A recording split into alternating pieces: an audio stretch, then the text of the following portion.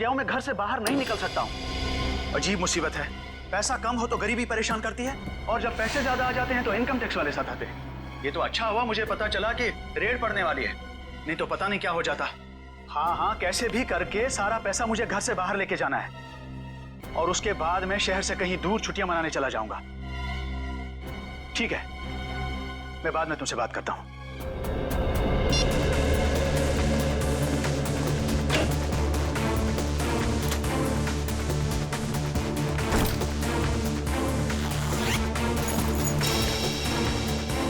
पैसा तो सारा ठीक ठाक ही लग रहा है।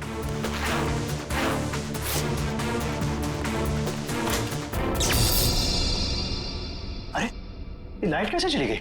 ऐसे तो कभी जाती नहीं है लाइट।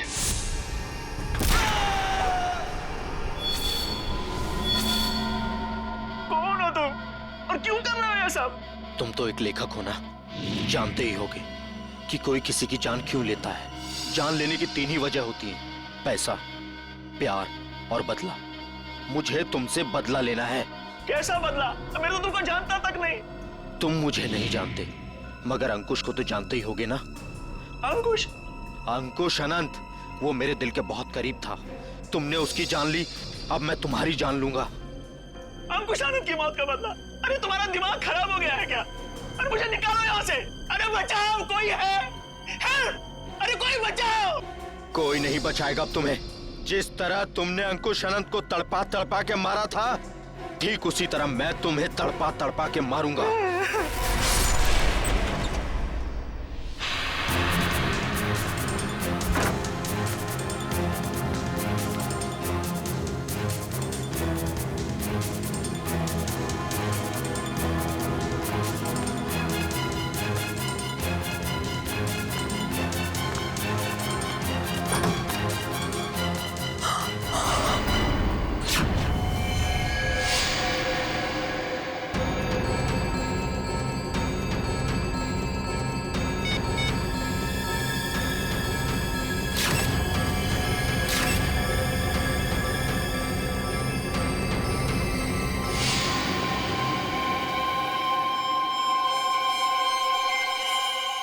ये क्या है?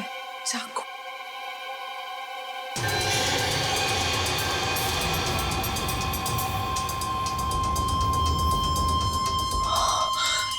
ये क्या किया मैंने? फोटो खींचने के चक्कर में अपनी उंगलियों के निशान चाकू पे छोड़ दिए।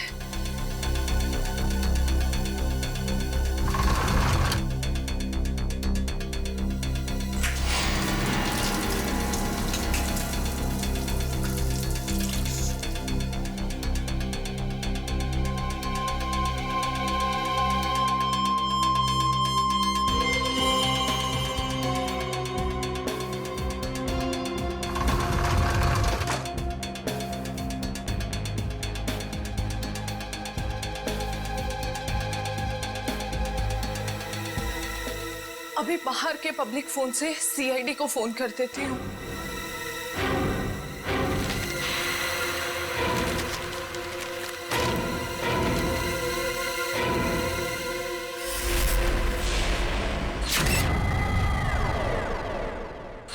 बड़ी बेरहमी से मारा है इसे। गला तो पूरा चीर के रखा है। देखने से लगता है कि उन्हीं के दिल में इसके लिए बहुत नफरत थी। हाँ, बदला लेने के लिए किया गया खून है ये। और नहीं, ये देखो, एक पैसे को हाथ नहीं लगाया, एक पैसे को भी।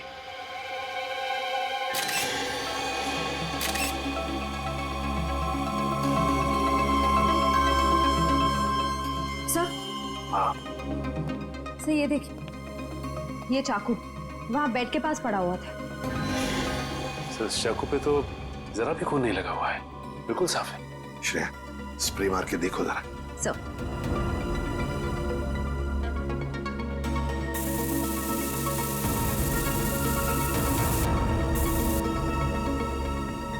सर ये देखिए, इसका मतलब खून इस चाकू से ही किया गया है।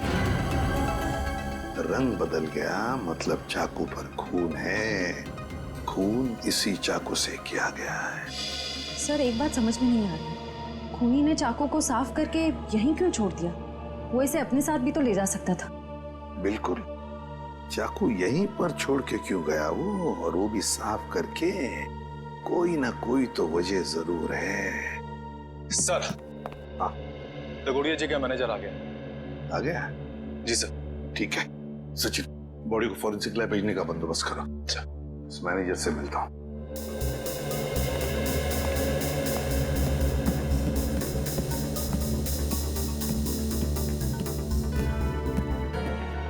सर ये सब कैसे हो गया सर? मुझे यकीन नहीं हो रहा है सर। सर कल रात को ही तो मेरी दगोड़िया सर से फोन पे बात हुई थी, तब तो सब ठीक था। दगोड़िया जी का किसी के साथ कोई झगड़ा वगड़ा था? कोई दुश्मनी थी? नहीं सर, जहां तक मुझे याद है ऐसा कभी उन्होंने कोई जिक्र नहीं किया। एक लड़की ने हमें फोन किया था, वो कहाँ है? सर लड़की ने? हाँ।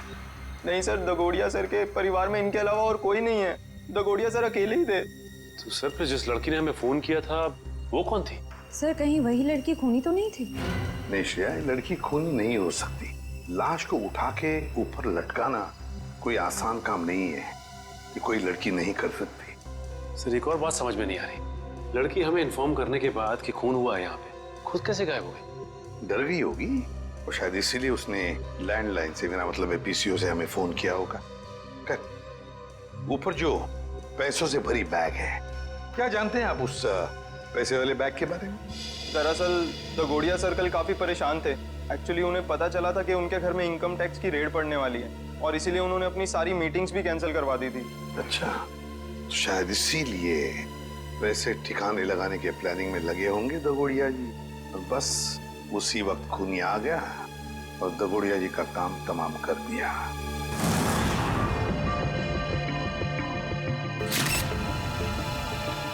एक मिनट, देखो ये देख रहे हो, इसके गाल पर ये नीला नीला निशान। हाँ सर। ये देखो, ये निशान दोनों तरफ। ये कोई जहर का चक्कर तो नहीं हो सकता है सर, लेकिन व्यवहार ऐसा लगता है जैसे ये उंगलियों का निशान है। कहीं ऐसा तो नहीं है कि खूनी ने इसका मुंह दबाने की कोशिश की हो? इसे देख के तो ऐसा ही लग रहा है सर। पर क्यों? कहीं ऐसा तो नहीं कि खूनी इसका मुंह खोलना चाहता हो सकता है। इसका मुंह देखना चाहिए खोल के।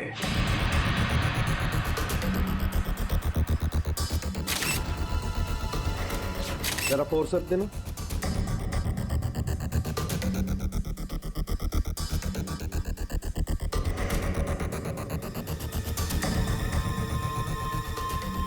ये देखो, इसके मुंह में ये कागज का टुकड़ा, क्या हो सकता है ये?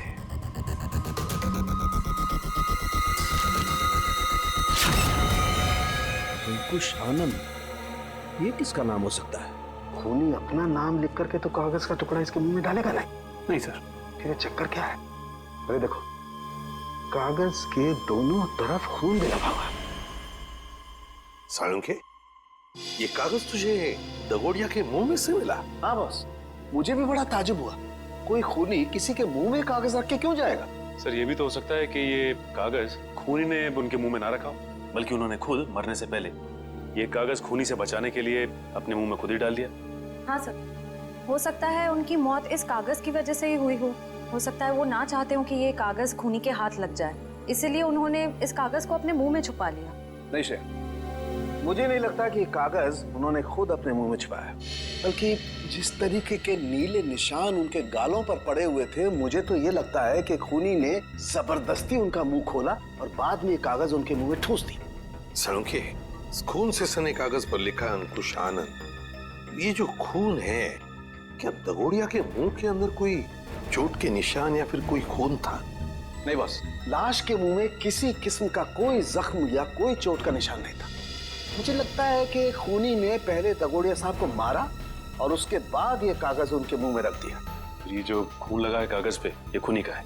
नहीं सचिन, ये खून दगोड़िया साहब का है। मैंने चेक कर लिया बॉस। सर, हाँ। इंटरनेट पे ये नाम सर्च किया मैंने, अंकुश आनंद। इस नाम के 2 लोग हैं सर, एक है चेन्नई में और दूसरा नासिक में। पता लगाओ इन दोनों के बारे में। इन दोनों में से एक का संबंध तो जरूर होगा, इस दगोड़िया के साथ जरूर होगा। हेलो, हाँ, कहाँ पे? ठीक है, हम लोग पहुंचते हैं। सर, एक और खून हो गया है, लेखक मुकेश कुमार का। लेखक मुकेश कुमार? मतलब एक और लेखक का खून? तो फिर जरूर इस मुकेश कुमार और दगोड़िया के खून में कोई ना कोई संबंध है, कोई ना कोई संबंध जरूर है।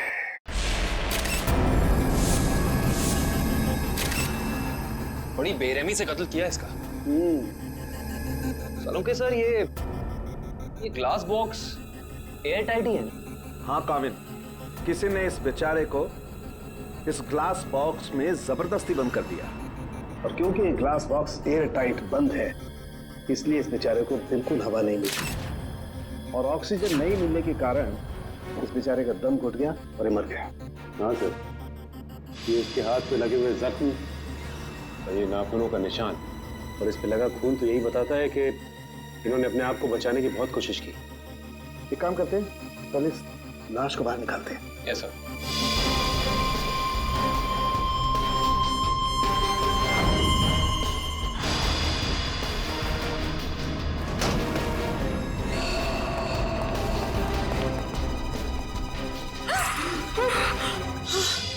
सर, पड़ोसियों को लेकर आया हूँ। इन्होंने देखा है खूनी को अंदर आते हुए। इन लोगों को क्राइम सीन पे लाने की क्या जरूरत थी? वहां पे तो रोक सकते हैं ना? जी कहिए, क्या देखा आप लोगों ने? सर, मैं घर की बालकनी में अखबार पढ़ रहा था, तभी मैंने देखा कि एक आदमी ट्रॉली में इस बॉक्स को रखकर घर के अंदर जा रहा है। ये ग्लास बॉक्स लेके जब वो घर के अंदर जा रहा था तो उसने हाथ में ग्लव्स पहने थे? नहीं सर, ग्लव्स नहीं पहने थे। अच्छा, ये आदमी अकेला था या फिर इसके साथ कोई और भी था? वो अकेला था। तुमने उसका चेहरा देखा? स्केच बना सकते हो? नहीं सर, चेहरा तो याद नहीं। पर हाँ, उसका बायां कंधा बार बार हिल रहा था, जैसे कि कोई कपकपाहट हो रही हो।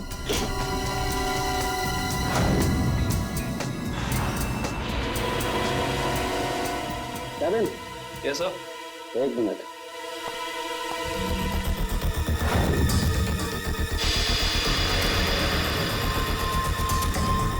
ये देखो कैविन, इस लाश के मुंह में ही एक कागज का टुकड़ा। कहीं इस कागज के टुकड़े पे भी अंकुश आनंद का नाम तो नहीं लिखा? देखना पड़ेगा।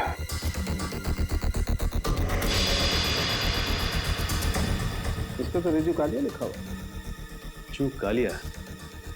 ये तो रिजू कालिया इनकी किताब का ही एक किरदार है, और उसकी भी मौत कहानी में बिल्कुल इसी तरह से हुई थी, दम घुटने की वजह से।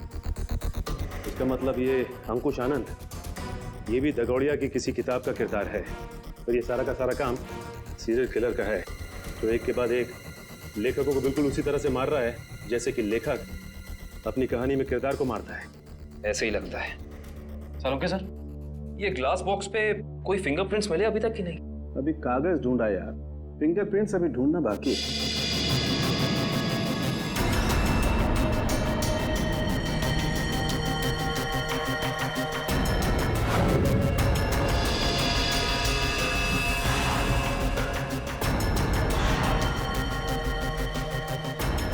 मैग्नीफाइंग ग्लास देना जरा।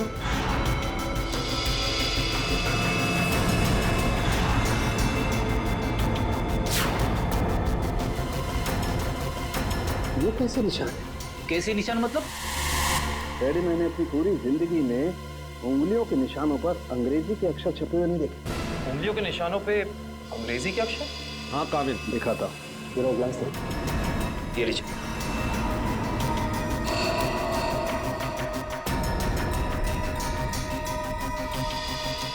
ERIUN देखो, कैसे कर सकते हैं? पड़ोसी भी कह रहा था, ये ग्लास बॉक्स लेकर जो इंसान यहाँ आया था उसने ग्लव्स नहीं पहने थे। इसका मतलब ये अनोखे उंगलियों के निशान उसी इंसान के हैं। उंगलियों पे छपे हुए अक्षर? सालुंके साहब, ये कैसे मुमकिन है? मुमकिन है फ्रेडी, बॉडी मॉडिफिकेशन के जरिए मुमकिन है। लेकिन सालुंके साहब, अगर खूनी एक एक कदम फूक फूक के रख रहा है तो फिर उसने हैंड ग्लोव्स ना पहनने की गलती कैसे की? क्योंकि ये गलती नहीं है, बल्कि जानबूझ के किया गया है। ये सीरियल किलर अपने हर खून पे अपना सिग्नेचर छोड़ रहा है, इन अनोखे उंगलियों के निशान के जरिए। हाँ, और इस तरह के निशान हर आदमी अपनी उंगलियों को बनवा भी नहीं सकता। और इस तरीके के निशान हर जगह बन भी नहीं सकते। इस शहर में ऐसे बहुत कम टैटू पार्लर हैं जहां इस तरीके का बॉडी मॉडिफिकेशन होता हो, बहुत कम।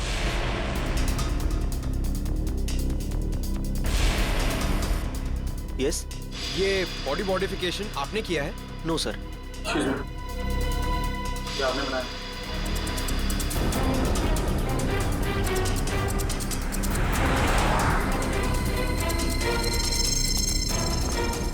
अभी बिजी हूं मैं, बाद में आना।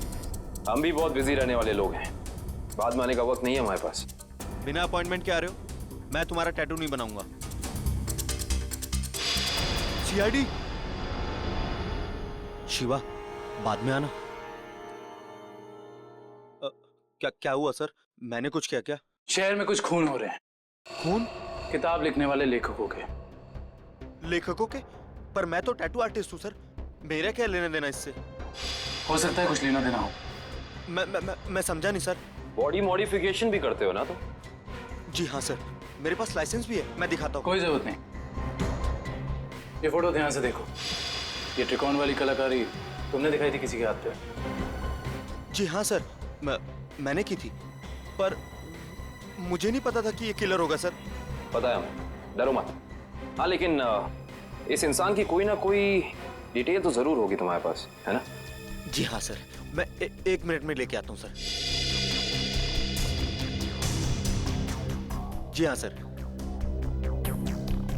देखिए सर, त्रिकोण अनुकरण नाम है इसका। त्रिकोण अनुकरण? ये किसी आदमी का नाम है या किसी एनजीओ का? त्रिकोण मतलब ट्रायंगल और अनुकरण मतलब किसी की नकल करना। मतलब कोई ट्रायंगल बना के किसी की नकल कर रहा है? शायद त्रिकोण नाम का कोई पुराना सीरियल किलर रहा हो जिसकी नकल ये वाला खूनी कर रहा है। एक काम करते हैं, अपनी डेटाबेस में चेक करते हैं कि त्रिकोण नाम का कोई क्रिमिनल था क्या। हाँ निखिल, त्रिकोण नाम का सीरियल किलर कहाँ पे? कौन सी जेल में है? शांति नगर। ओके ठीक है, थैंक यू। चलो, एक त्रिकोण का पता तो चला है, तो ठीक उसी ढंग से लेखकों का खून करता था जैसे अभी हो रहा है, लेकिन वो पिछले 4 साल से जेल में है। मतलब या तो ये खूनी जेल से बाहर निकल के मार रहा है या फिर कोई त्रिकोण की नकल कर रहा है। अभिजीत, सारांश। सारांश,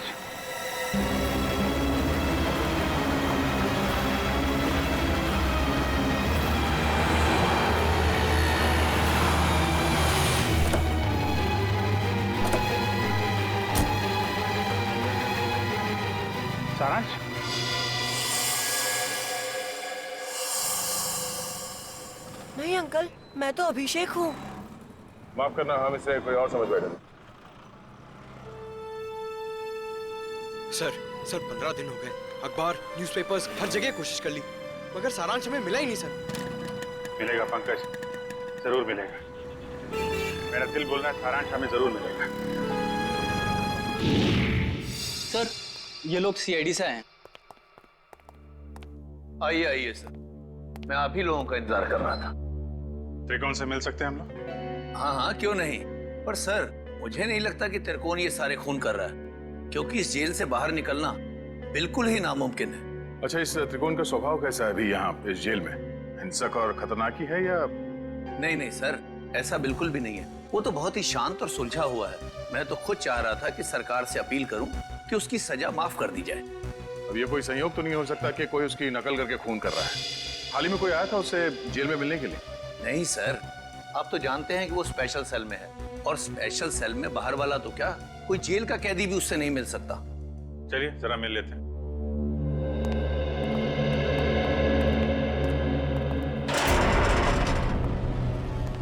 त्रिकोण, देखो तुम्हारे लिए आज कितने खुशी का दिन है। इतने सालों के बाद तुमसे सीआईडी वाले मिलने आए। क्या बात है जेलर साहब, आज आपका कानून मुझ पे इतना मेहरबान क्यों है? मेहरबान नहीं हुआ, बस ये समझ लो कि तुमसे ये पूछने आए कि जेल में बैठे बैठे तुमने दोबारा खून करना कैसे शुरू कर दिया। कमाल है आप लोगों का भी। इतने सालों से मुझे इस जेल में कैद करके रखा है, लेकिन शक करने की आदत आप लोगों की गई नहीं। तो फिर कौन है वो जो बाहर लेखकों के खून कर रहा है, ठीक तुम्हारी तरीके से, और तुम्हारी तरीके से कंधे उचकाता है? कौन हो सकता है? जो मेरी तरह खून कर रहा है? शायद तुम्हारा कोई परिवार वाला, कोई दोस्त या कोई रिश्तेदार। कोई नहीं है मेरा। बचपन अनाथालय में बीता है और जवानी जुर्म की सड़कों पर। तो तुम ये कहना चाहते हो कि तुम्हारे खून करने के तरीके के बारे में किसी और को मालूम नहीं है? किसी को नहीं। तुम्हें किसी पे शक है? देखो, जो कुछ मालूम है बता दो, शायद हम किसी की जिंदगी बचाने में कामयाब हो जाए। क्या आपकी मदद करने से मेरी सजा कम हो सकती है? वादा नहीं कर सकते, लेकिन अगर तुम्हारी मदद से हम उस नकलची खूनी को पकड़ लेंगे तो दरख्वास्त जरूर करेंगे सरकार से तुम्हारी सजा कम हो जाए। ठीक है, मुझे उम्मीद है कि आप अपने शब्द भविष्य में आगे जरूर याद रखेंगे। मुझे लगता है कि वो मेरी लेखन पढ़ के ठीक उसी तरह खून कर रहा है। तुम्हारा लेखन? हाँ, पढ़ते पढ़ते कभी याद ही नहीं रहा कि मुझे भी लेखन का शौक हो गया है और मैं लिखने लगा। हर रोज रात को सोने से पहले मैं अपने विचार उस डायरी में व्यक्त करने लगा।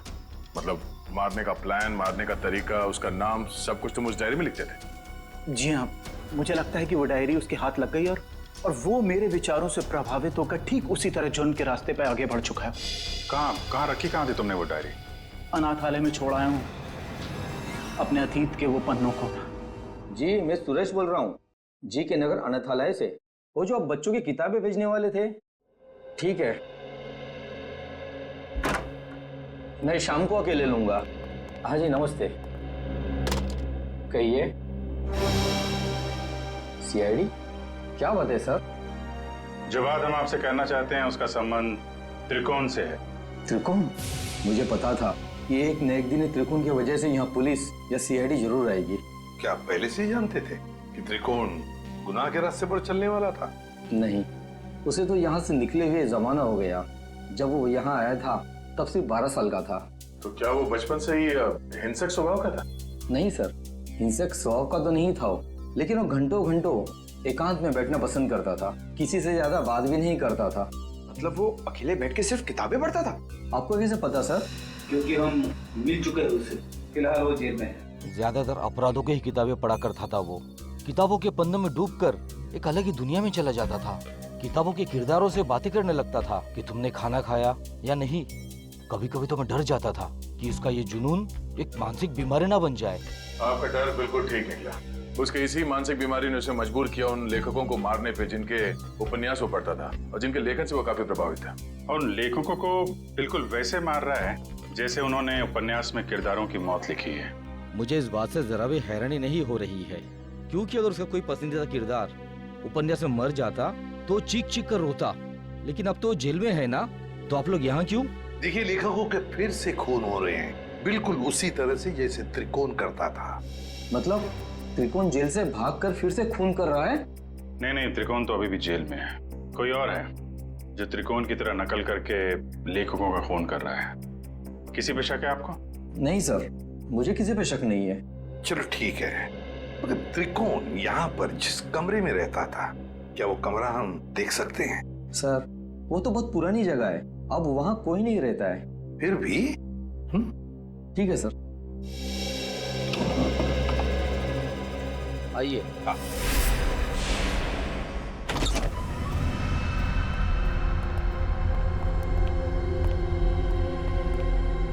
तो ये है त्रिकोण का कमरा। मैनेजर साहब, त्रिकोण के पास एक डायरी हुआ करती थी, कुछ जानते हो उस डायरी के बारे में? नहीं सर, हमें तो ऐसी कोई डायरी नहीं मिली। वैसे आप देख सकते हैं सर, यहाँ पे कुछ पुरानी किताबें पड़ी है, शायद उसमें हो। देखो फ्रेंड, किताबों को ऐसे क्यों रखा गया? संभाल के क्यों नहीं रखा?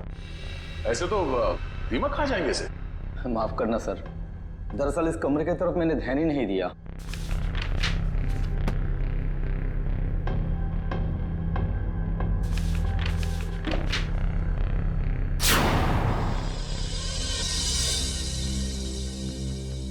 सर, डायरी तो दिख नहीं रही। लेकिन मुझे कुछ दिख रहा है सर। क्या? सर, ये ईंट देखिए दीवार पे, बिल्कुल अलग है। पूरी दीवार में जितनी ईंट है उससे अलग है। दया, जरा देख लो। सर, वो केस याद है ना आपको? दीवार से लाशें निकलने वाला केस। कहीं इस केस में भी ऐसा ही कुछ? डायरी ढूंढ रहे हम, समझे? लाशें नहीं।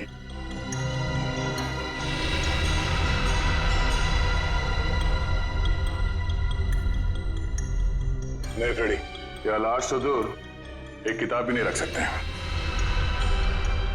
सर, फाइल कहाँ है?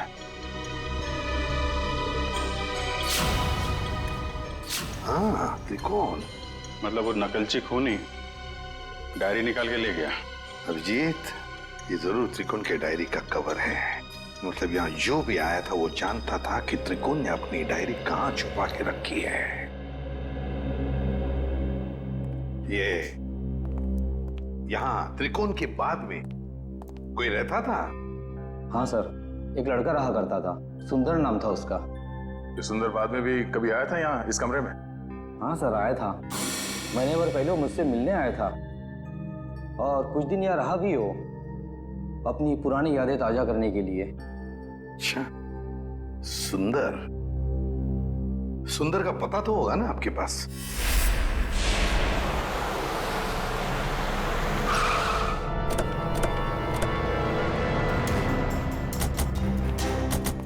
वाह भाई वाह, कितना आलीशान घर बनाया सुंदर ने।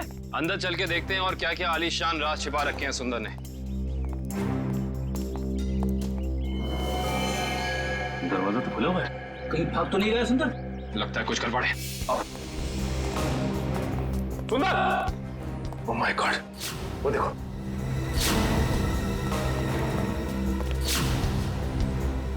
लगता है ये मर चुका है। गोली मारकर जान ली है इसकी, वो भी 3-3 गोलियां। खून भी गीला है, मतलब कातिल आसपास ही है, यहीं कहीं। गोली चलने की आवाज इस तरफ से, चलो देखते हैं।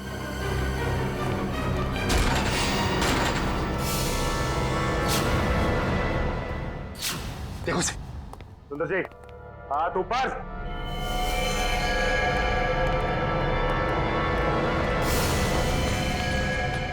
माय गॉड, खूनी बाहर है। दिव्या, विक्रम, पकड़ो उसे।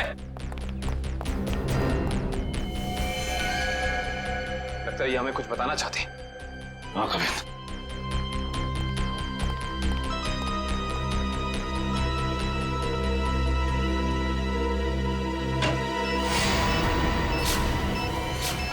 यहाँ बॉम्ब है, सिर्फ 30 सेकंड बाकी है, निकलते हैं यहाँ से। चलो, चलो जल्दी। चलिए जल्दी। मैं मेरी मीना को ऐसा छोड़ के नहीं जा सकता। मीना, मीना, अरे रुक जा, मर जाएगा।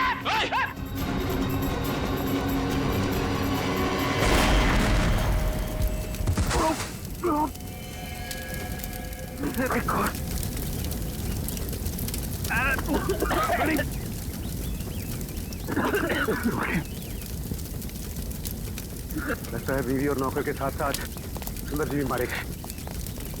सर, आप लोग ठीक तो हैं सर? हाँ, हम सब ठीक है। उस खूनी का क्या हुआ? सर वो निकल गया। निकल गया? वाह, मतलब तुम लोग समझ पाने से पहले ही ब्लास्ट हो गया। वो आदमी तुम्हारे हाथ से निकला और ब्लास्ट में मर गया। वाह। हाँ सर, सर वो सुंदर की पत्नी और नौकर को तो पहले ही मार चुका था। बस वो यही चाहता था कि सुंदर भी मर जाए और हम ये केस बंद करते हैं। सचिन, तुम्हारे कहने का मतलब है कि सुंदर असली सीरियल किलर नहीं है? नहीं सर, सर उस किलर को हमने भागते हुए देखा सर। हम लोग उसे पकड़ नहीं पाए। सर एक बात और, जब वो भाग रहा था तो अपने कंधे को बार बार झटक रहा था सर।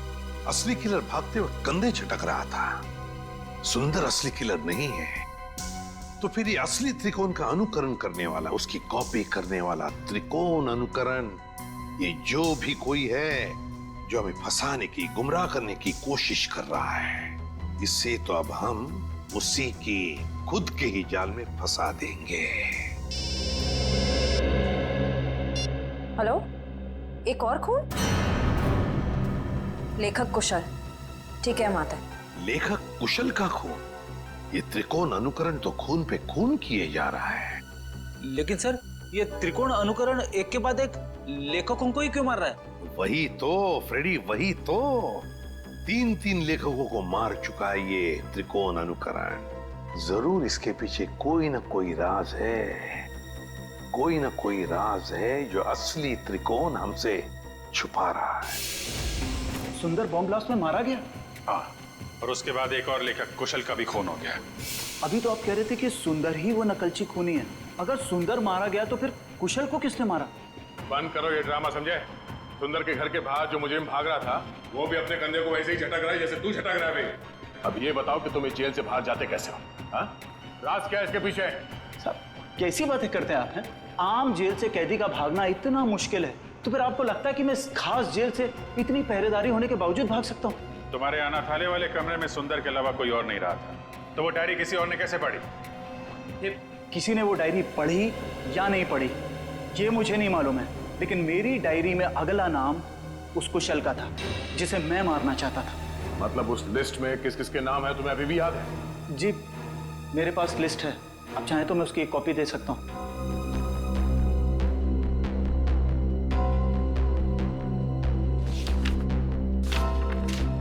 पहले देना चाहिए था, शायद कुशल की जान बच जाती। मुझे इस चीज की उम्मीद नहीं थी। आशा करता हूं कि आगे किसी और की जान नहीं जाएगी। दीपक, आखिरी नाम दीपक का है। खून किया है तुमने, खून। खून? मैंने किसी का खून नहीं किया, मैं तो एक मामूली सा लेखक हूँ। शेखर? भूल गए शेखर को? कौन शेखर? मैं किसी शेखर को नहीं जानता। तुम्हारी किताब खूनी मंजिल का किरदार शेखर। अरे पागल हो गया क्या? वो कोई असली में शेखर इंसान थोड़ी ना है, वो तो मेरी कहानी का एक कैरेक्टर है, मेरा पात्र है वो। चल राइटर साहब, आपको थोड़ा सेंसिटिव होना चाहिए। आप इस तरह जल्दी करेंगे तो कैसे चलेगा? हाँ, अब आप भी जरा इस दर्द को महसूस करिए।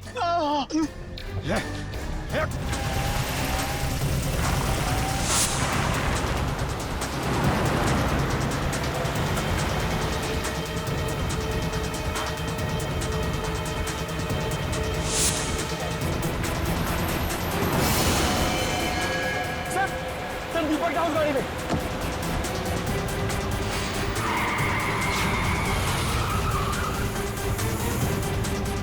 उसमें? हाँ सर।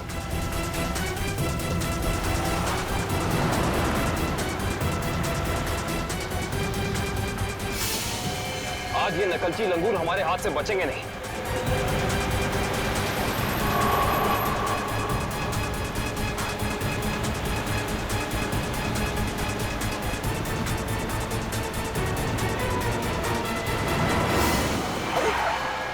ये कौन आ गया? कोई शराबी होगा सर, इसकी वजह से हमारा खून ही हाथ से निकल जाएगा।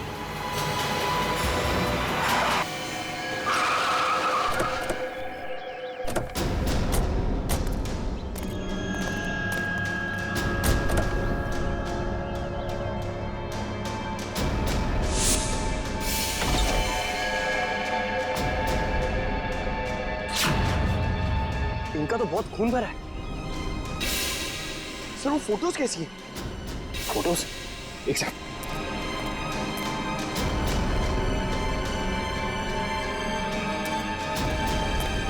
ये देखो, ये तस्वीरें केसी डगोडिया के क्राइम सीन की तस्वीरें इनके पास। ये फोटोज इसके पास कैसे आई सर? ये कोई जर्नलिस्ट या रिपोर्टर तो नहीं? जर्नलिस्ट को तो वहां अंदर आना अलाउ नहीं किया था। सर इसका मतलब ये हमारे पहुंचने से पहले वहां पहुंच गई थी। हो सकता है पंकज, कहीं ये वही लड़की तो नहीं जिसने हमें फोन करके बुलाया था? इसका होश में आना बहुत जरूरी है। दिव्या, पानी की छींटे डालो।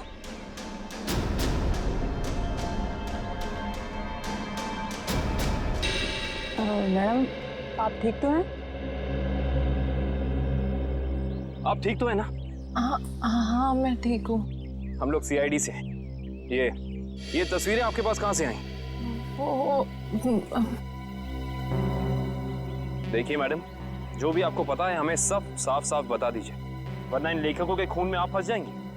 देखिए सर, मैं तो डगोरिया साहब की असिस्टेंट हूँ। वो मेरी मदद कर रहे थे मेरा पहला क्राइम नॉवल लिखने में, लेकिन उस दिन जब मैं उनके यहाँ पहुंची तो उनका खून हो चुका था। फिर मेरे दिमाग में एक आइडिया आया, मैंने सोचा कि क्यों ना मैं इस पे एक नॉवल लिखूं। बस इसीलिए मैं आप लोगों का पीछा कर रही थी, ये जानने के लिए कि आप लोग कातिल को कैसे पकड़ेंगे। आप हमारा पीछा कर रही थी, इसका मतलब आप जानती थी कि हम कौन हैं? हाँ। नॉवल में ये भी लिख देना कि तुम्हारी वजह से खूनी हमारे हाथ से निकल गया। देखिए सर, मुझे माफ कर दीजिएगा, मैंने ये सब जानबूझ के नहीं किया। वो मेरी गाड़ी का ब्रेक अचानक फेल हो गया था, इसीलिए। सुनिए, अगर आपकी इस गलती की वजह से दीपक को अपनी जान गंवानी पड़ी ना, तो ये कानून आपको कभी माफ नहीं करेगा।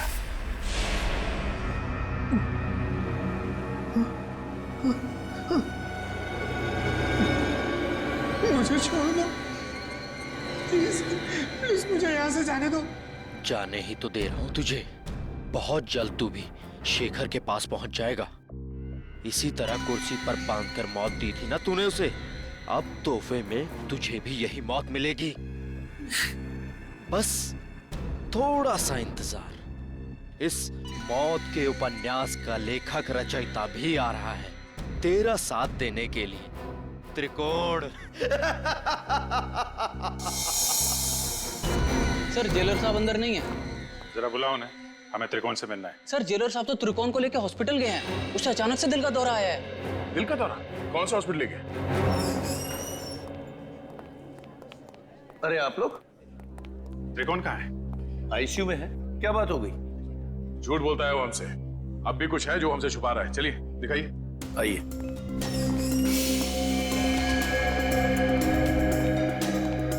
कहाँ है ये त्रिकोण? कहाँ है? अभी तो यही था, कहाँ चला गया? सर कहीं वो हॉस्पिटल से भाग तो नहीं गया दीपक को मारने के लिए? भाग कैसे सकता है? यहाँ कौन था? कौन वार्ड बॉय था यहाँ पे? सर मकरंद था। ये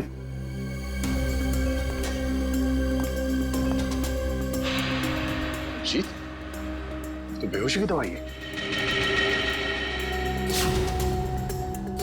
अब जीत ये देखो, मकरंद का पैर नीचे गिरा पड़ा है।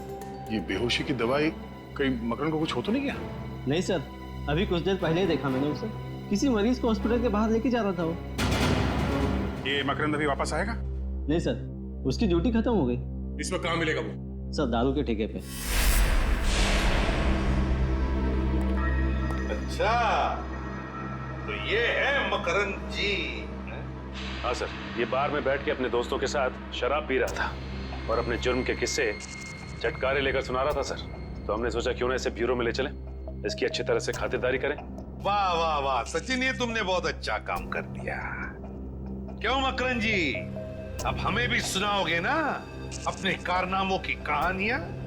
क्यों, बताओ। साहब मुझे 1 लाख रुपए दिए गए थे उस मरीज को अपने वार्ड से बाहर लाकर गाड़ी में बिठाने के लिए। क्या? हाँ साहब। 1 लाख रुपए के लिए अपने आप को बेच दिया तुमने? किसने दिए थे पैसे तुम्हें? साहब ये मत पूछिए, अगर उसे पता चला कि मैंने उसका नाम बता दिया तो वो मुझे। अच्छा, तो तुम्हें क्या लगा हम तुम्हें ऐसे ही छोड़ेंगे? और खातिरदारी करेंगे हम तुम्हारी, ऐसी खातिरदारी कि जिंदगी भर याद रखोगे। क्यों सचिन? बिल्कुल सर। अरे नहीं साहब, इसकी क्या जरूरत है? मैं बताता हूँ ना साहब, बताता हूँ मैं। ढूंढो इस घर को अच्छी तरह से ढूंढो। देखो कहीं छुप कर बैठा है क्या? कोई ना कोई सुराग तो जरूर मिलेगा।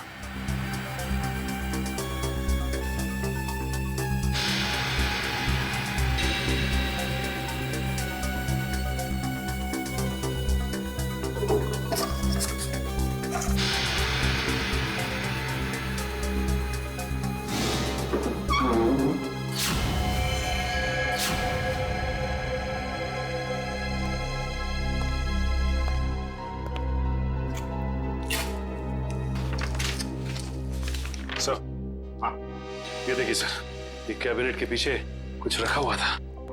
कागज है? हाँ सर, पेपर्स ही है। डायरी के पन्ने हैं? अरे ये तो त्रिकोण की डायरी के पन्ने हैं। यही तो हम ढूंढ रहे थे उस अनाथ आश्रम में। My God. क्या हुआ सर? श्रेया, इसमें लिखा है कि दीपक वो आखिरी लेखक है, दीपक जिसकी वो जान लेना चाहता है। इसका मतलब दीपक की जान को खतरा है? सिर्फ दीपक की जान को ही नहीं, उसकी अपनी जान को भी। क्योंकि दीपक को मारने के बाद लगता है उसकी जिंदगी का मकसद पूरा होता है और फिर वो अपनी जान खत्म करना चाहता है। मतलब सर, इस नकलची खूनी ने त्रिकोण को सिर्फ इसलिए अगवा किया हॉस्पिटल से ताकि वो उसे मार सके, और फिर वो उन दोनों को वहीं पे मारेगा सचिन, वहीं पे मारेगा जहां से लेखन शुरू हुआ है, उस अनाथ आश्रम में, उस अनाथ आश्रम के कमरे में। ये ठीक नहीं है, इसका अंजाम बहुत बुरा होगा। तुम्हें अंजाम की फिक्र कब से होने लगी त्रिकोण? और ये सारा खेल तो तुमने ही रचा था। मैं तो बस इसे इसकी मंजिल तक पहुंचा रहा हूँ। मुझे अपने द्वारा रचे इस गुनाह की गहराई का अंदाजा हो गया है। हम दोनों को मारकर भी तुम्हें वो शांति नहीं मिल सकती जिसके लिए मैंने इतने खून किए।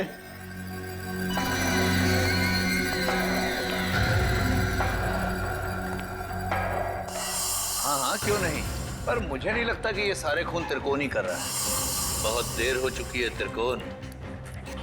तेरे प्रवचन अब ना तो तेरी जान बचा सकते हैं और ना ही दीपक की। नहीं चला, तुम ऐसा नहीं कर सकते।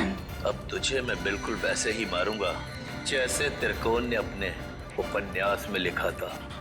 नहीं चला तुम। मुझे मत मारो, मुझे जाने दो। बस होगा तुम्हारा खेल। अब अगर कोई हरकत की ना तुमने तो तेरा वो हाल करेंगे तो सोच भी नहीं सकता। सीआईडी, तो आखिर मेरा भेद खुल ही गया। तो अब तुम लोग मुझे फांसी पर चढ़ाए बिना तो छोड़ोगे नहीं। तो क्यों ना मैं फांसी पर चढ़ने से पहले इन दोनों को मार के अपना मकसद पूरा कर लूं।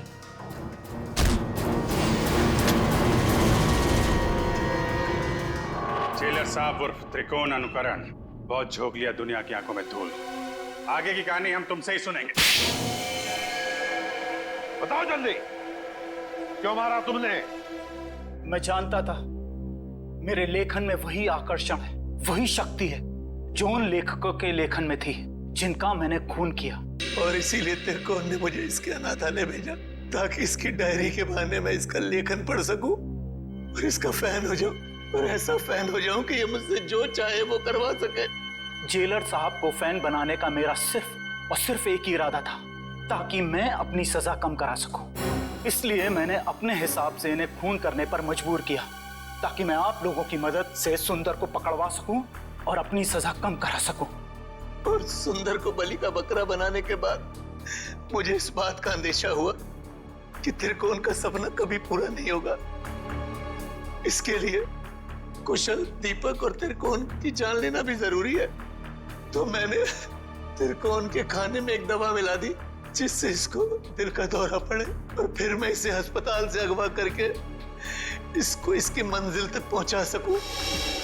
अगर सीआईडी को सुंदर की लाश मिल गई तो शायद वो सीरियल किलर को ढूंढना बंद कर दें। मगर फिर त्रिकोण के उस सपने का क्या होगा? उन सब लेखकों को मार के मोक्ष प्राप्त करने का सपना? नहीं, मैं पूरा करूंगा त्रिकोण का वो सपना। मैं त्रिकोण को गुमराह होने नहीं दे सकता। उन सब लेखकों को मैं मारूंगा, और फिर उसके बाद त्रिकोण को भी मैं जिंदगी की जंजीरों से मुक्त कर दूंगा, जैसा कि वो चाहता है। सुंदर के मरने के बाद आप लोग कुशल की मौत की खबर लेकर आए तो मैं समझ गया ये जेलर किसी को नहीं छोड़ेगा, एक एक करके सबको मार देगा और अंत में मुझे मार देगा। तो और क्या करता? तुम्हारे लेखन में कशिश इतनी है। फिर मैं समझ गया, अगर मुझे बचना है तो उसका सिर्फ एक ही रास्ता है, सीआईडी को तुम तक पहुंचाना, दीपक के घर। वाह रे वाह, कानून का रखवाला, वाह। और ऐसा घिनौना काम, एक मुजरिम का साथ दिया तुमने। मैं जानता था कि सीआईडी कभी ना कभी पूरा सच जान लेगी, मगर मैं क्या करता? इसके लेखन के आगे मैं बेबस हो गया था, और इसके शब्दों के माया जाल में मैं एक खूनी बन गया, एक सीरियल किलर। बकवास, बकवास है सब। तुम दोनों ने मिलकर कितने सारे मासूम लोगों की जानें ली। तुम्हें तो जीने का कोई हक ही नहीं। कानून तो तुम दोनों को फांसी ही देगी, फांसी।